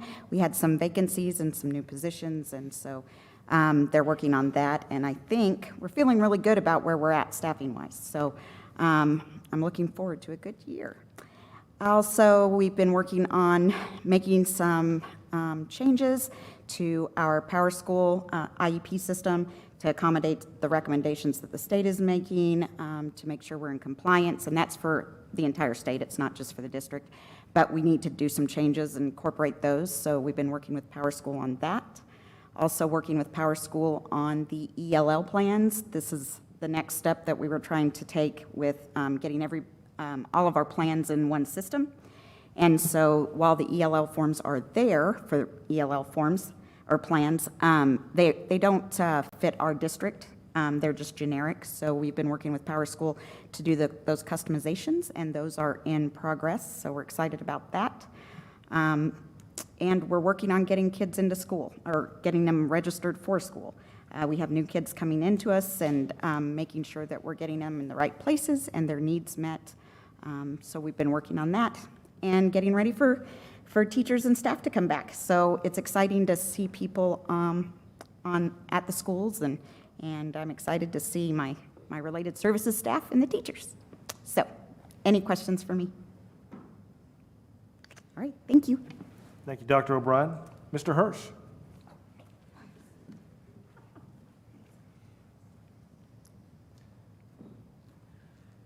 We are just wrapping up some of the hiring. As you heard Dr. O'Brien, pairs are always something we hit a lot of at this time of year. It's traditional to kind of have some rollover, and the other thing that happens is they decide to switch schools on us, which then makes us hire another one.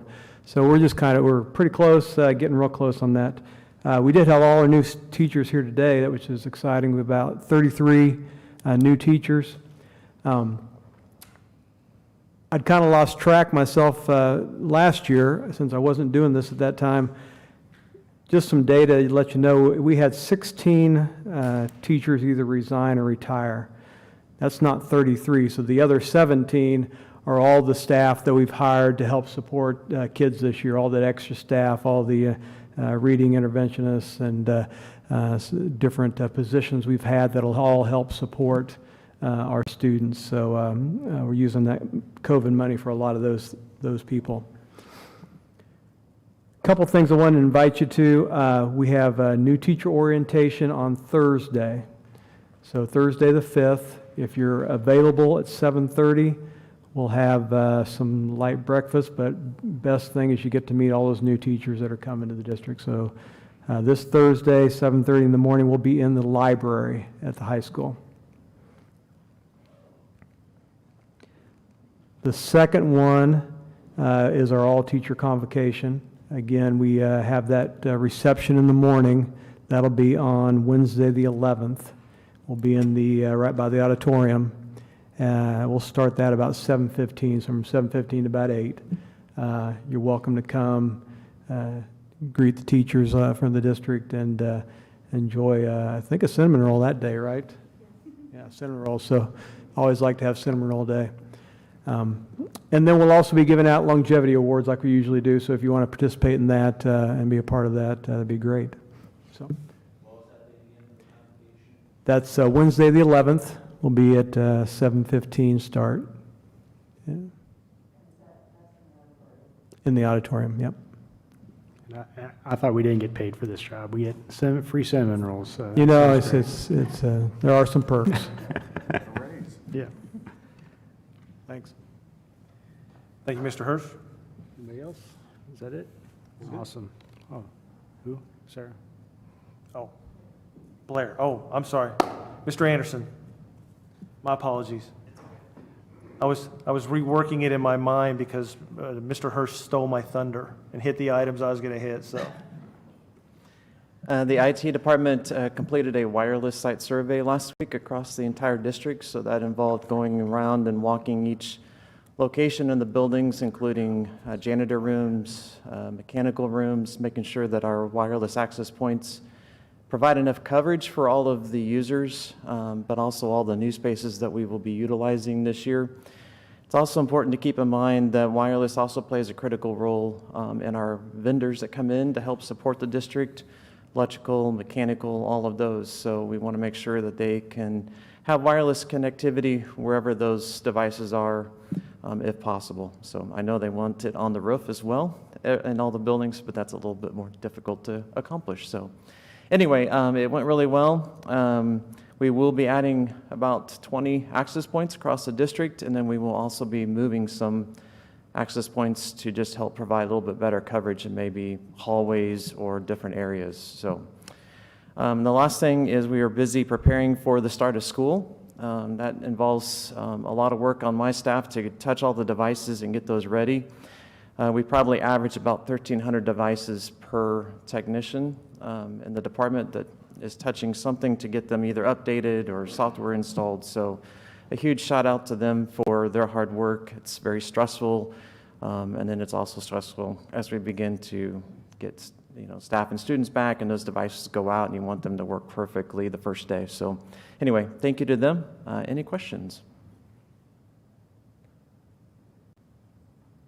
All right, thank you. Thank you, Mr. Anderson. Ms. Kinch?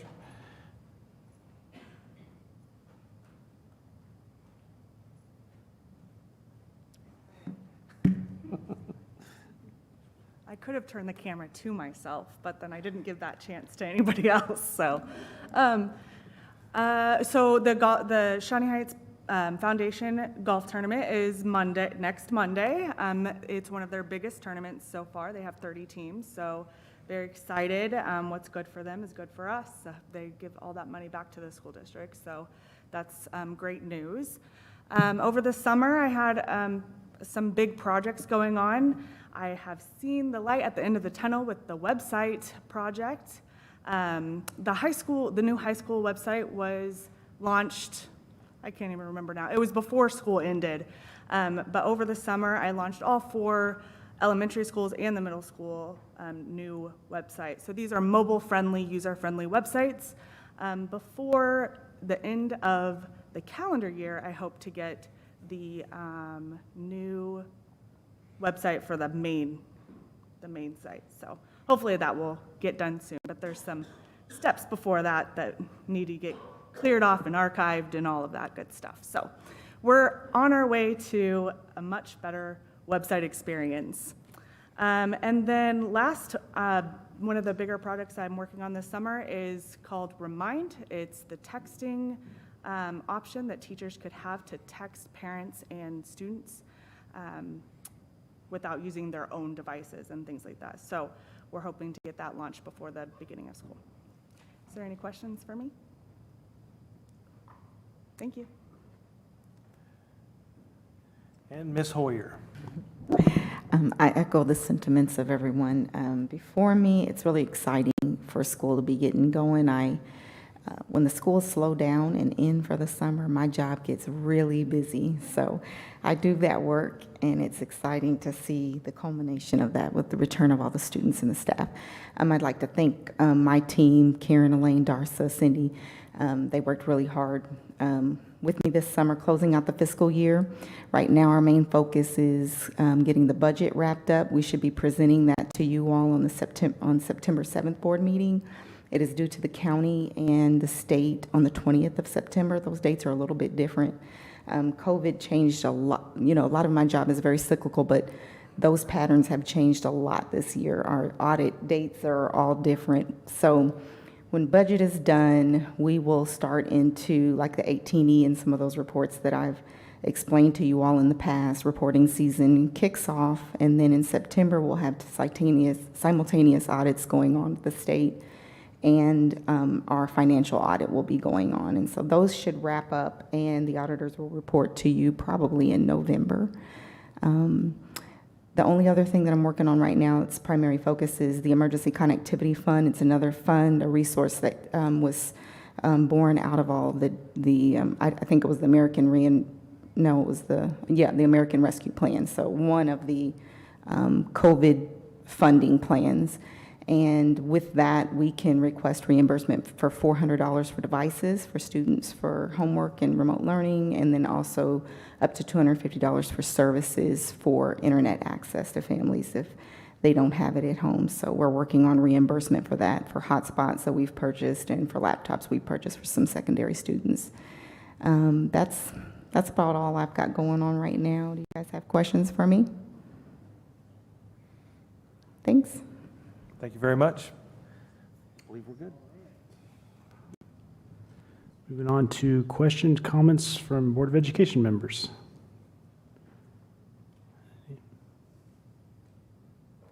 Rosa? I always have questions. So I am curious to find out why the band made the decision to make masks mandatory. Was that Mr. Reynoso's condition, or does anybody know? Mr. West may be able to provide some insight. We visited last week about that. He was asking where things stood, and told him that officially there has been no change prior to last spring when masks became optional. But obviously, as the conditions have changed these last couple of weeks, we had met as a district administrator team, more information to come out. We knew we were meeting tonight too, and although I told him again it wasn't officially on the agenda, that I could see that there would undoubtedly be some discussion.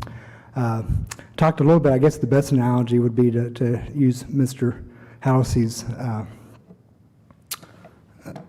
the holes, the scenario he gave in terms of one hole, another hole, another hole. None of those mitigation strategies work well, but when you put them all together, they start filling in and nicely complement each other. His concern was the concern of the band, again, not knowing what your guys' position would be, was that a little over 100 students in that one confined space with very few of the other mitigation strategies or protocols that could really be in place and done well. And so they took the position to go ahead and do that for today, knowing what was going to be happening tonight. Not outside, of course, but that's kind of where they stood on that too. Again, knowing that you guys were going to meet tonight and see if there was any discussion following that. Okay. So the band students that they don't have to be at the practice this entire week in order to still be and participate in band. Yes. So it's just an optional. It is. And then tomorrow, if students decided to return because the mask is optional, is that something that students can still enroll in tomorrow? I would have to ask them about that. I don't know what the protocol is for that, but I will certainly be in contact with him after the board meeting and let him know that the status quo remains in effect. And again, do your best, but obviously, again, with 100 and some students and the nature of what they do, it'll be difficult again to have some of those other strategies in place. Well, I just saw that because I pulled up the band information, and so I saw some of it was in class, but some of it was out on the field. Right. So I was guessing in the auditorium or where they were performing inside was masked, but outside was correct optional. Okay, so it just makes me sad that there are students that are choosing not to do something that they love, and they're giving it up. And so I was just wanted to get some more information as to where that information that Mr. Reynoso came up with and why he decided to do that. Yeah, I don't think that, the conversation with the administrative staff the other day, in terms of what Mr. Halsey described as the opt-in protocol if you're wearing a mask, but yet you come and that's not generally well known, so people wouldn't be able to necessarily make an informed decision at that point in time in terms of what do I want to do. What are the stakes? Again, that we have no control over in terms of the protocol if something happens. So they chose, we chose this direction for today. Yeah. Okay. That's my question. From the parents of the band and the daughter who quit band, who gave you the authority, if it was still optional, to require our students to have to wear it? It doesn't say in that room, it says indoors in the building, staff, students, all people. So it gave the assumption to all of us parents that you guys made a decision without us. So somewhere here, you guys have missed, or we don't understand where the authority comes from. Yes, as far as the student is aware. So who gave you that authority to make that decision for our kids? So we inherently have the authority to run the district on that, and we will have to make decisions like that occasionally. So, correct. Inherently, we should have a say on what happens with our students. And we do that up to us, again,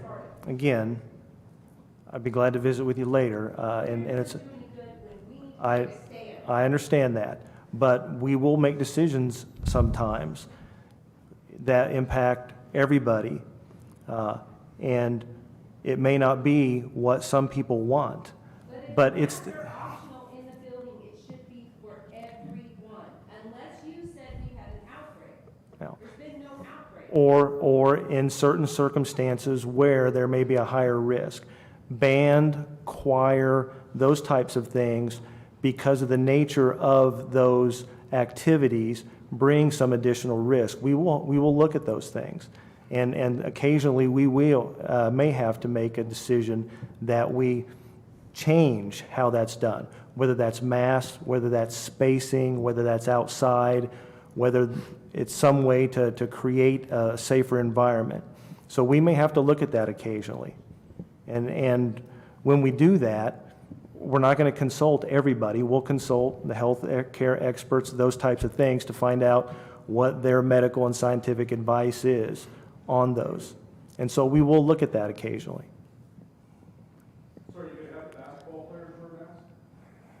Is there anything else for you guys? That was Thank my you. only question. thank Thank you. you. Thank you. One more question. What study are you citing from what website? That they're effective? It's advice from Shawnee County Health.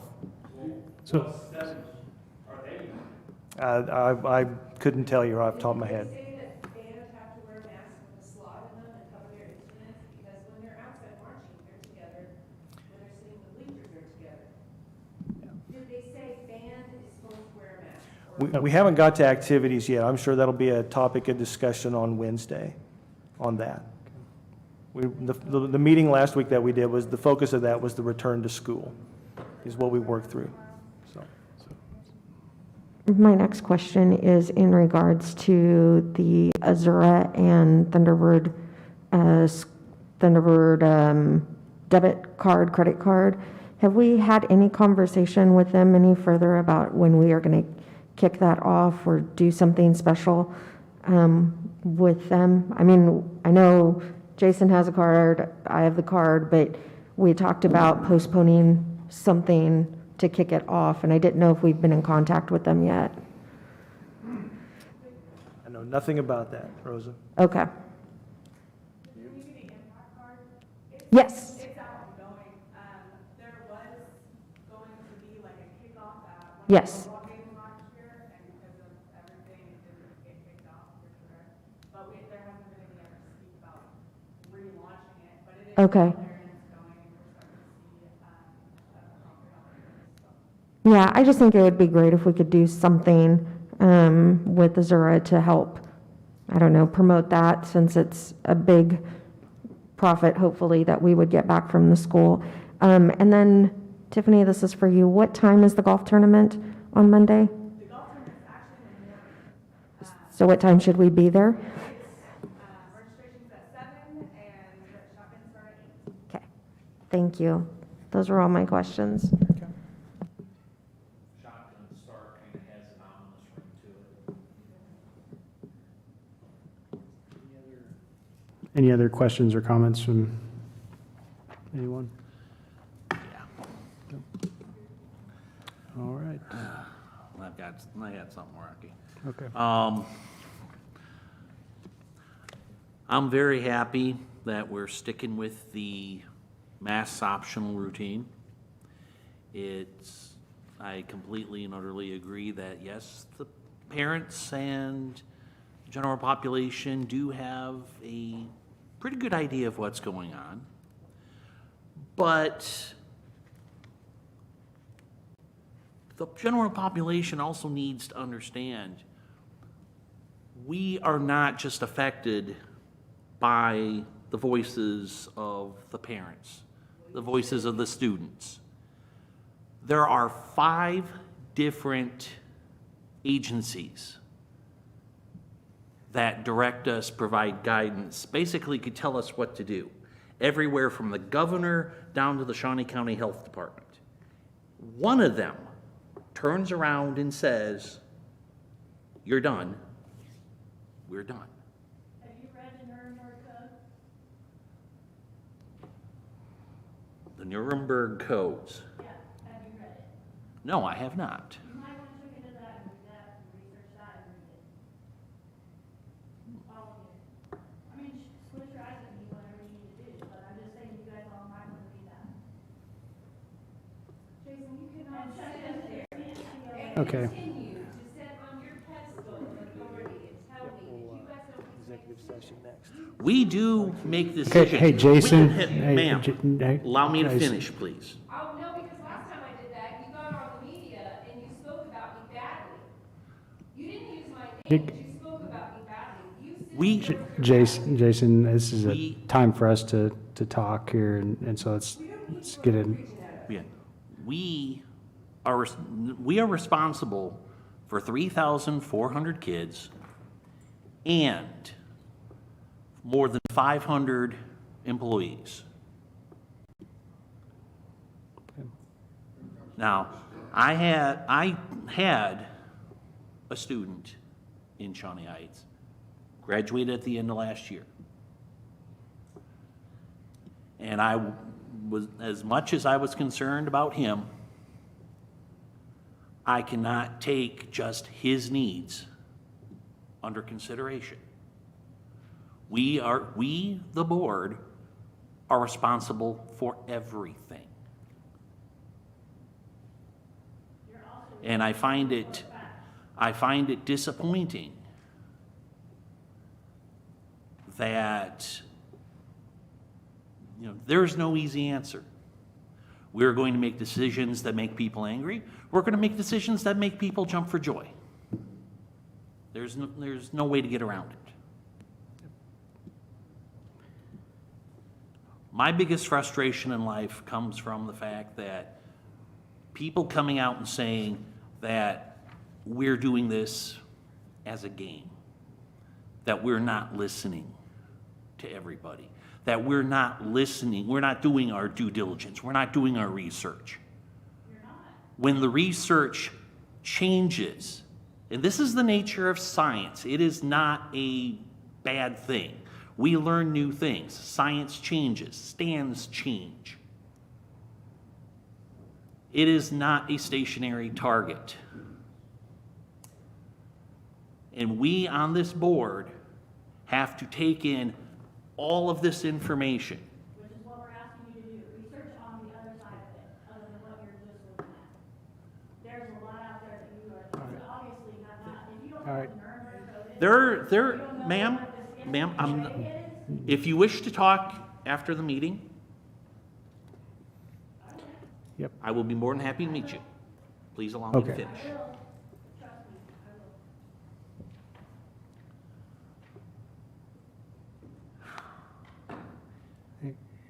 We try to make the best decisions that we can based off the information we have, and a lot of it is contradictory.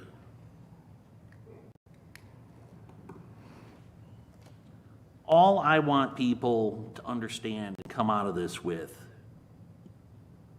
is, again, there is no easy answer. There's not going to be an easy answer. I am ecstatic and happy beyond measure that we're going to be back in school full-time for everybody.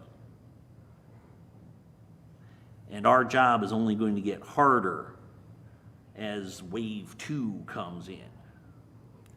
And I would hope that we as the board decide to work together to try to keep our kids in school as much as possible. Thank you, Jason. I want to say thank you to all the parents for being here and advocating for your students. I know you've had a long, tough year. I want to say thank you to Madison for coming up here and speaking. That's kind of a tough thing to do, to advocate for yourself and in front of all these adults. So thank you for coming up and speaking on your own behalf. It takes a lot of bravery. I move that we go into executive session to discuss contracts pursuant to the exception for employer-employee negotiations under the Kansas Open Meetings Act. And the open meeting will resume in this room in 25 minutes, which would be what time? About 9:14. Second by Renee. All in favor? 5-0. Thank you.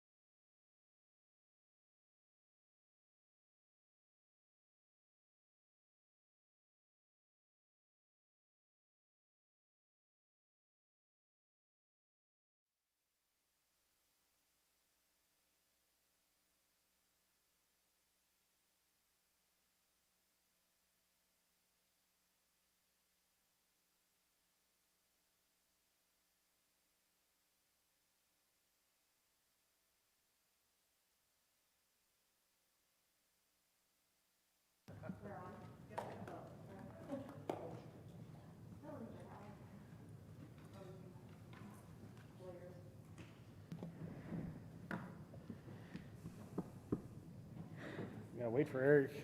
Yep. Do you need a motion for adjournment? Yes, we need a motion for adjournment. I move we adjourn.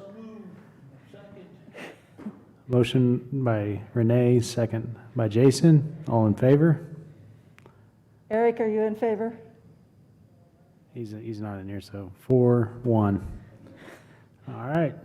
Meeting adjourned. Thank you. Oh, did you say yes? Yeah, did you adjourn? Yes. I guess it's 5-0. Okay, so